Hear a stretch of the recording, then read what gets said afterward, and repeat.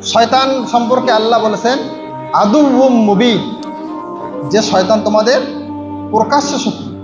দুনিয়ার সবাই তোমার ভালো চাইলে শয়তান তোমার কি চায় না, ভালো চাবে না। এক মুরব্বী লোক নামাজ পড়ে মসজিদে, কোথায়? মসজিদে। এই মুরব্বী লোক প্রত্যেকদিন মসজিদে আসে, হেঁটে হেঁটে আসে। তো শয়তান ওই লোককে টার্গেট করছে, যে লোকটা প্রত্যেকদিন মসজিদে যায় এই লোকটাকে যে কোনোভাবে মসজিদ কি করতে হবে, আলাদা করতে হবে। ওর কাজেই তো শয়তানি। কি চিন্তা করছে? মসজিদে কি করবে, আলাদা করবে। দীর্ঘদিন মেহনত করার পর দেখে কোনো ফলাফল পাওয়া যায় না। চাচার ইমান প্রচুর মারাত্মক, খুব মজবুত ইমানের অধিকারী। দেখবেন আমাদের সমাজে অনেক দেখা যায়, অনেক চাচা এমন আছে যাদের 5 ওয়াক্ত নামাজ মসজিদে ছোটে না। আমাদের ছেলেপেলেদের ছুটে যায়, কিন্তু তাদের কখনো ছোটে না। অনেকে এমন আছে দস্তরখানা আমল করে, যতই কিছু হোক বিয়ে বাড়িতে গেলেও নিজের রুমাল বিছিয়ে দস্তরখানা বানা, এটা জজবা। এরকম মুরব্বী আমাদের সমাজে অনেককে দেখা যায়। তো ওই চাচাও খুব জজবাওয়ালা মানুষ, নামাজ কখনো কি করবে না, মিস করবে না। তো একদিন চাচায় বাইর হয়েছে বাড়ির থেকে বের হয়ে মসজিদের দিকে রওনা দিল। চাচা মেয়ে, হালকা বৃষ্টি ছিল, রাস্তা কাদা হয়েছে। যখন বাড়ির থেকে বের হয়েছে, হাঁটা শুরু করছে, এর মধ্যে একজন লোক এসে বলে, শয়তান মেয়ে, যে চাচা আপনি তো মসজিদ যাচ্ছেন, ভালো কথা, এই যে রাত্রে বেলা যাচ্ছেন, আজকে না গেলে হয় না? চাচার ইমান মজবুত, না আমি মসজিদে যাবই। আচ্ছা যাবেন, ভালো কথা, তো আজকে না যান, রাত্রেবেলা আবার বৃষ্টি হয়েছে, রাস্তা কাদা, মসজিদে আজকে না যান, কাল থেকে যান। চাচা কয় না আমি আজকেই যাব। ঠিক আছে আজকে যাবেন, একটু পরে যান, আর কেউ লোক আসুক, একসঙ্গে হেঁটে যান। চাচা বলে না, হেঁটে গেলে, দেরি করে গেলে জামাত পাবো না, আমার জামাত ছুটে যাবে।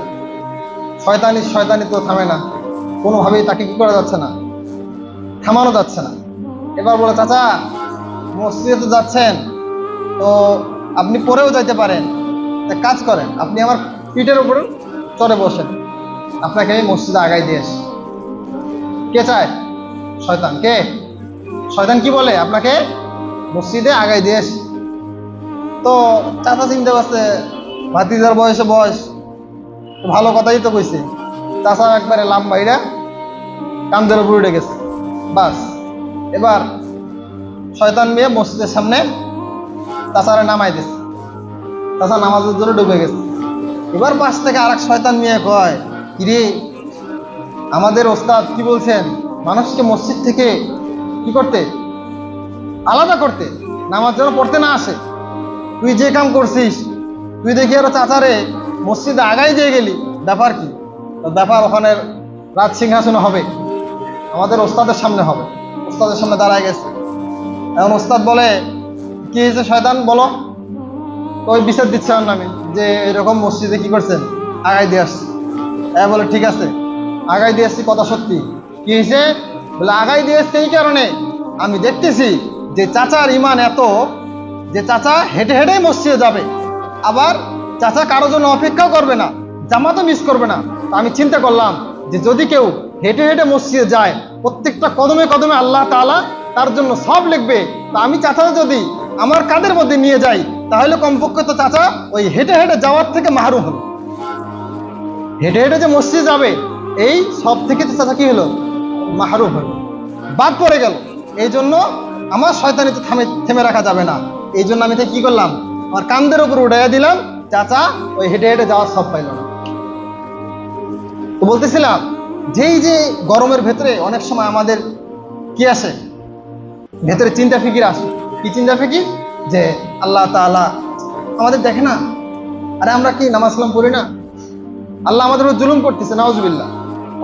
মনে কিন্তু অনেক সময় আসে, অনেকে বলেও ফেলে, যেভাবে বাঁচা যায় নাউজুবিল্লাহ। সবসময় কি বলবেন, সঙ্গে সঙ্গে কি করবেন, নাউজুবিল্লাহ। কারণ এটা কার পক্ষ থেকে আসতেছে? শয়তানের পক্ষ।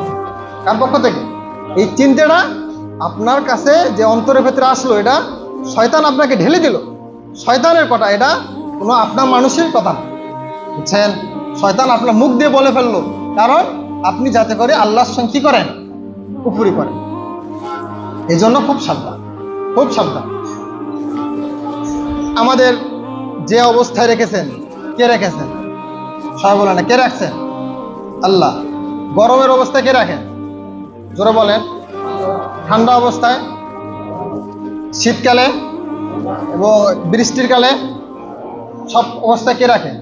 আল্লাহ তাআলা। যখন আপনি বেইজ্জতি হন তখন বেইজ্জতি অবস্থায় কে রাখেন? অনেকে তো অসম্মানে হন, কে রাখেন? আল্লাহ তাআলা। সম্মান অবস্থায় কে রাখেন? আল্লাহ তাআলা।